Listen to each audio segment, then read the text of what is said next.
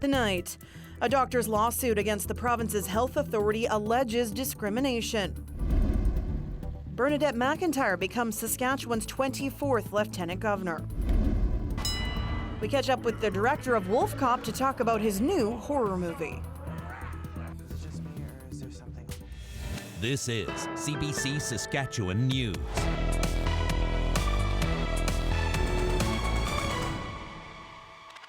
It is Friday, January 31st, and the CBC Saskatchewan News starts right now. Hi there, thank you for watching. A doctor is taking on the Saskatchewan Health Authority. He's alleging discrimination and is looking to prove it at Regina's Court of King's Bench. Alexander Kwan has more. The treatments that I've had with SHA only made me realize that I don't belong. Dr. Amos Akinbi is an OBGYN in Regina and has trained dozens of doctors to be like him. But on Friday, he took the Saskatchewan Health Authority and its employees to court. He's accusing them of breach of contract, intimidation, conspiracy, and defamation. It began in 2017 when he was forced to save his daughter's life as she gave birth.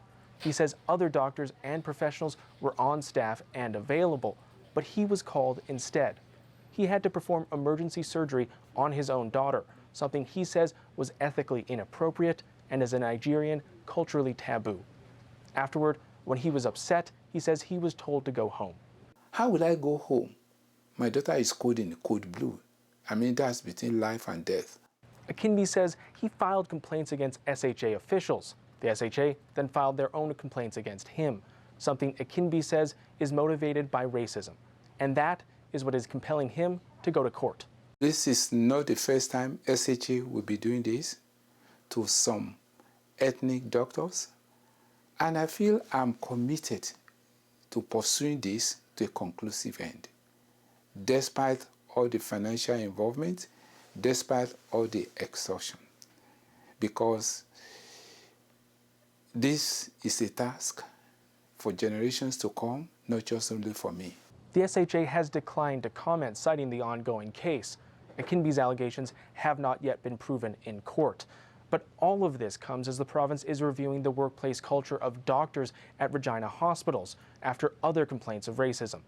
11 doctors at the Regina General filed a human rights complaint in 2023, alleging racism and preferential treatment of white doctors. Alexander Kwan, CBC News, Regina. A Saskatoon City Councillor spent the night on the streets of the Bridge City, hearing what supports homeless people downtown really need. Helena Mahalik reports. One night. That was the challenge advocate David Finday posed to council last week. Just one night, seeing how people on the streets in Saskatoon really live, hoping that perspective will inspire urgency and real change at council. Ward 3 Councillor Robert Pierce agreed to go along. We went out and gave people warm drinks and had conversations and heard some real needs that we still need to address, some real concerns. And a lot of it centers around the real root causes of homelessness, which is affordability, which is financial support, which is relationship issues. Finday and Pierce say they saw more than 40 people on the streets Sunday night as they delivered warm beverages and offered rides to St. Mary's and the Friendship Centre. The councillor and advocate agree that a shuttle service to drive people to these centres is needed in the city. Finday says some of the people they encountered got real with the councillor, and he hopes Pierce took their stories seriously. We talked to that girl, and she told him her opinion about being on the street, about being a woman. That's where I'm not sure he had the grasp of what he heard out there. Like, she started crying. She would come and hug me, and she started crying and everything. But I don't know if he heard that cry for help, man. Pierce says he did hear their cries for help. And with temperatures set to dip as low as -31 in the coming days, the councillor says he's extremely worried about the city's lack of supports for the unhoused. There's a very real situation. People are going to die, right? It's cold out. There's issues happening. We're trying to meet that. And, we keep talking about delays with budget and needing to do things quicker and better because people die regardless.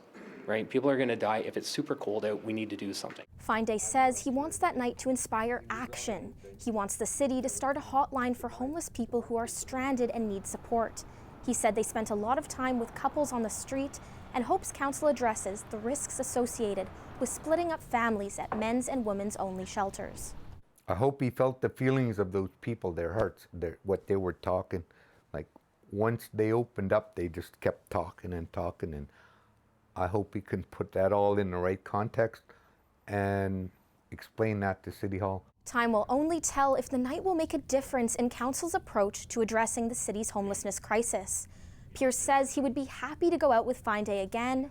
In the meantime, the advocate continues his quest of asking Council to get teepees set up around the city as a culturally appropriate warm-up space. Helena Mahalik, CBC News, Saskatoon. It's now official. A trade war with the United States is about to begin. Friday afternoon, the White House press secretary said the U.S. will impose tariffs on Canadian goods in the next 24 hours.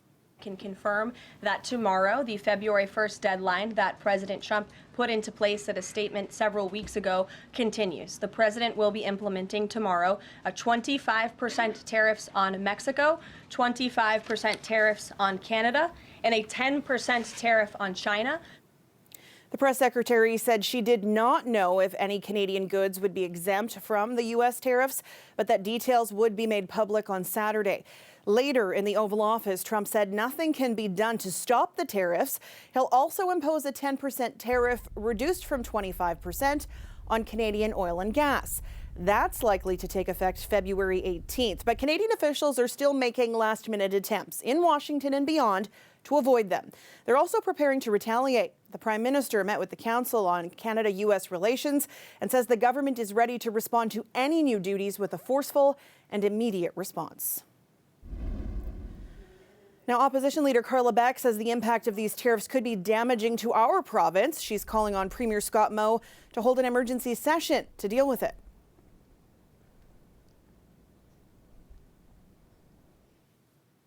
If this indeed is the announcement tomorrow, that we would all be back here, all 61 MLAs would be back in the Assembly for an emergency session on Monday. We are the least dependent province on our exports to the United States. That being said, they're our largest trading partner. They're our most important trading partner and ally.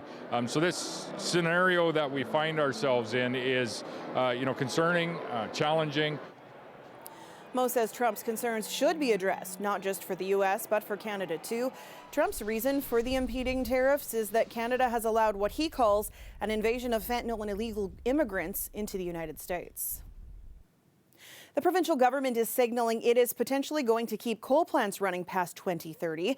This came as a pleasant surprise to Estevan's mayor, but has troubled environmentalists. It was one of the many topics of discussion this week on the Morning Edition's Political Panel. This is very bad for the people of Estevan, obviously, but it's very bad for Saskatchewan electrical users, which is all of us, for the obvious reason that we're being clobbered right now with higher rates, and this will be exceedingly higher rates. Now, putting these decisions off doesn't really change anything, and ultimately this is the direction that we have to go. But it is a matter of timing, and and I think one of the problems is both people from the environmental side and people that are pro-coal etc. need to start listening to each other a bit more than they obviously have. There are people actually in Sask Power, formerly in Sask Power, that probably differ quite greatly with the corporate line right now, that the conversion is exceedingly difficult and can't be done immediately. It can't be done immediately, but it can be done over the course of time, and they are on the path to do so, because we're seeing it in wind and solar and other investments that they're making. But in terms of that baseload power, in terms of moving ahead with SMRs, there has to be some logic injected in this conversation as to what is the alternative. We're opposing a nuclear option for bad and good reasons. The bad reasons, we just generally oppose this notion, thinking we're 3 Mile Island, which is quite different than little SMRs. But we're also opposing it from the notion that it can happen right away, and that somehow that there's not that it can't happen right away, and somehow wind and solar are going to be our solution. Well, they're really not in terms of this problem in the distribution system we have. So this is a huge mess. When there is a huge mess, governments do take the path of least resistance, and the path of least resistance right now is to delay the decision. And I think that's kind of what they're hoping for. But certainly natural gas power generation, things that the federal government hasn't been terribly flexible on. There's all these things that we need to more seriously consider in a more full way than we have been. And this is where the conversation, I think, has to go. What a difference a day makes. The blowing snow advisory that kicked in Friday morning became reality Friday afternoon in Regina and much of the southern part of the province. How long will we endure the falling and blowing snow, terrible visibility, and not great highway conditions? Ethan will have more in your weekend forecast straight ahead. Stay with us.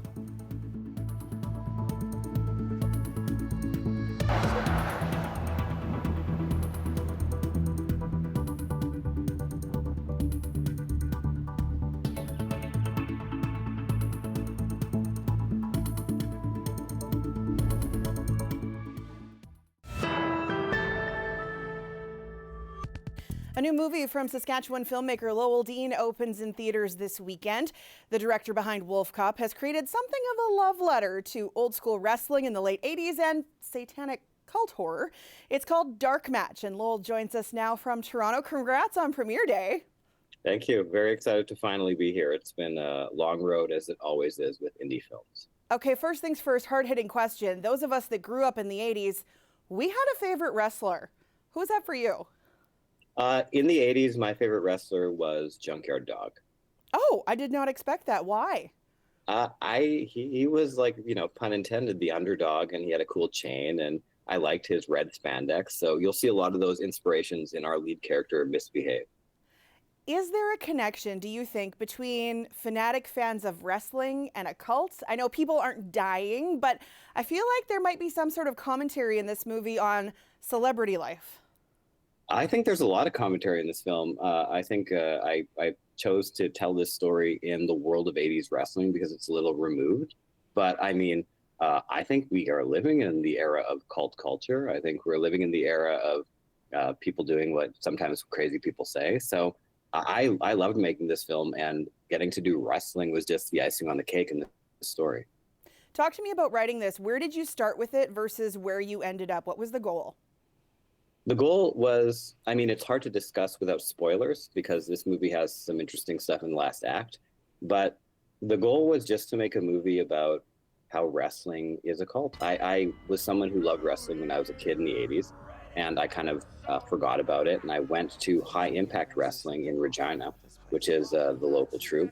And I was immediately sucked back in. The passion, the insanity, not just of the performers, but of the fans, was my light bulb moment of wrestling is a cult. So as someone who's always on the lookout for my next horror idea, it was born in that moment, and it was just a fight to bring it to life. What's the connection between wrestling and horror? I mean, obviously, aside from your movie. I don't think there's an explicit connection. I think it's just like, I'm always looking for horror in everyday life. And I think being at a wrestling match and seeing how people were, my brain just wandered to, man, everyone talks about wrestling being fake. What if in this night it wasn't? And that was what got me excited. It's a little wild when you think about how, in a world of wrestling and professional fighting, how people are really cheering for someone to be like beaten within an inch of their life. I agree. It's super weird. So what's reception been like so far? I think reception's been pretty good. I mean, I've realized I often set myself up for a certain kind of reaction, making movies about like a werewolf cop or a wrestling satanic cult. These are not always mainstream things. But I think if people have an acquired taste for the bizarre or the weird or the supernatural, I think it's going to speak to them. And it's certainly not boring. I don't think it's going to feel like you're doing homework watching these movies. I think Dark Match is honestly deep down just meant to be fun. So if you want to see a crazy movie where people fight to the death, this is it. And if you're, a highbrow snob like I am sometimes myself, maybe you'll find something else underneath. Okay, so you wrote the movie, you directed the movie. I have to ask, you were a wrestling fan. Did you get in the ring? I'm far too fragile for that. I got in the way just to watch them shoot it, and I think I don't think I did a single move. I would have been, I had a backache just from making the movie, and I wasn't even doing anything these actors or stunt performers or wrestlers were doing. I caught the Moose Jaw reference when I was watching the screener. Good. You're going to be back in Regina for a special screening soon. Tell me about that. Yeah, I'm in Toronto right now for the premiere, and but it's not just Toronto. This movie's playing all across Canada, and we're trying to hit all the major cities and give them love with Q&As featuring cast and crew and producers. So I will be in Regina on Tuesday the 4th, and it's at the North Galaxy Cineplex, and we'll be screening it there. And it'll be a chance to do a Q&A. And if anybody's a crazy wrestling fan or horror fan, that's the moment to give us the hard-hitting questions. Well, thanks so much for your time. I know you're very busy with the premiere. We appreciate it. Thank you. Always happy to chat, Sam. Lowell Dean is the writer and director behind Dark Match. You can catch it in theaters in Regina and select theaters across Canada this weekend and next. More details on the film and screenings can be found at darkmatch.com.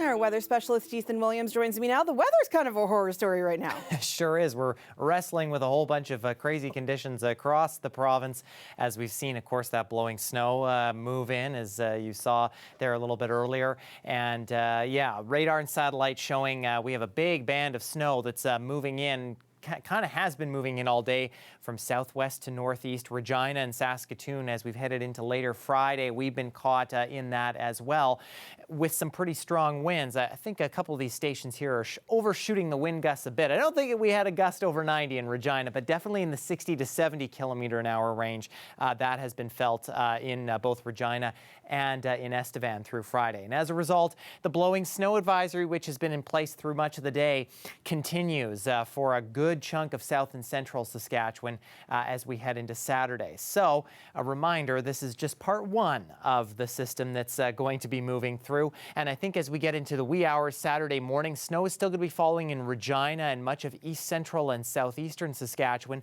Western sections will get a bit of a break, but not for long. The center of this next kind of area of low pressure moves in west central Saskatchewan and through the northern grain belt. As we head through Saturday, that's when that snow continues to move through for you folks.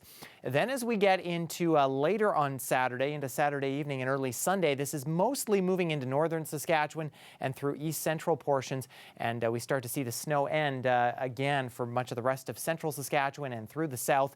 And then Sunday we get some clearing. Monday as well, and that area of high pressure will keep clearing the skies but make us very cold in the upcoming days. So generally, I think another maybe 5 to 10 centimeters again for portions of southeastern and east central Saskatchewan for overnight into Saturday. But there could be some areas here where we see an additional 15 to perhaps 20 centimeters of snow by the time we get to the supper hour on Sunday and into Monday. For northern Saskatchewan, this is mostly affecting the Churchill region. We could see up to 15 centimeters of snow, maybe some pockets a little heavier than that. For the far north, though, it's mostly the cold that's the story instead of the snow. Winds are still going to be gusty overnight Friday into Saturday, and especially into southeastern Saskatchewan as we get later into Sunday. I think that's when we're going to be seeing winds kind of pick up again. So the south may not be getting so much the snow for Saturday, but the winds will definitely still be breezy. And even still on Sunday, we're looking at some gusts picking up. And that means that for Sunday, a temperature of minus 20, it's going to feel more like minus 31 in Regina. The cold sticks with us for a couple of days, and then we get into Wednesday and we get a bit of a reprieve. But keep in mind, we're probably going to be below seasonal for temperatures as we head through the rest of the work week. For Saskatoon, I think the system Saturday going to bring maybe 2 to 4 centimeters, maybe 5 centimeters at the most. Wind chills into the mid minus 30s during the day Sunday, Monday, as we drop below minus 30 at night. And then again, we clear out as we head into next week. But you will notice, Sam, that after that, all that above seasonal weather, looks like we're in for some below seasonal temperatures now. The groundhog has some work to do. Yes, his work is cut out for him for sure. All right, thanks, Ethan. You bet. The Riders have locked up a big name for another year, extending the contract of the CFL's most outstanding defensive player from last season, Roland Milligan Jr. The American defensive back signed a one-year extension through the 2026 season. The 30-year-old Florida native was responsible for 111 defensive plays during the regular season, landing him 5th in the CFL and first among non-linebackers. He also made a league-leading 8 interceptions. Milligan Jr. also showed up big on special teams, ranking 3rd in the CFL and 2nd on the team with 20 special teams tackles. The extension comes before free agent negotiation opens on Sunday. Stay with us. We'll be back after the break.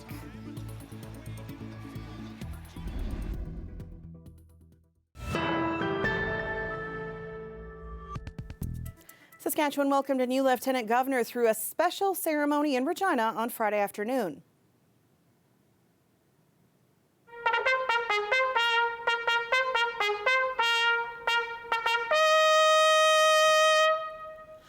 Becoming the 24th Lieutenant Governor of Saskatchewan, Bernadette McIntyre takes over the role from Russell Morasti. Dignitaries gathered in the Legislative Building to witness the swearing-in. McIntyre is a respected leader in sports, tourism, and community development. She previously served as the CEO for Wascana Centre Authority. McIntyre says she remains focused on practicing and supporting a culture of volunteerism in our province. I've been involved in many community events in sport, art, anything going on. I feel so strongly that if we want our community to be strong, we have to be part of making it strong. And so I've always tried to contribute to the community.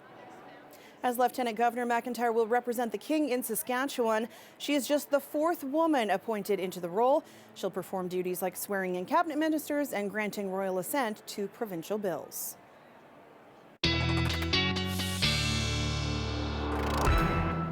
And Ethan's back with one last look at your weather. Shall I cover my eyes? Yeah, I think it's probably a good idea for at least the weekend anyway. Yeah. And then comes the cold. But yeah, snow moving through south and central continuing tonight. Again, you can see temperatures dropping into the -20s, especially through the northern grain belt. Another 5 centimeters or so overnight. Extreme cold continuing in the far north and maybe some flurries through the Churchill region. That next system hits the Churchill region as we get kind of into the afternoon hours on Saturday, I think. You can see especially Buffalo Narrows, Isle Lacrosse, Beauval.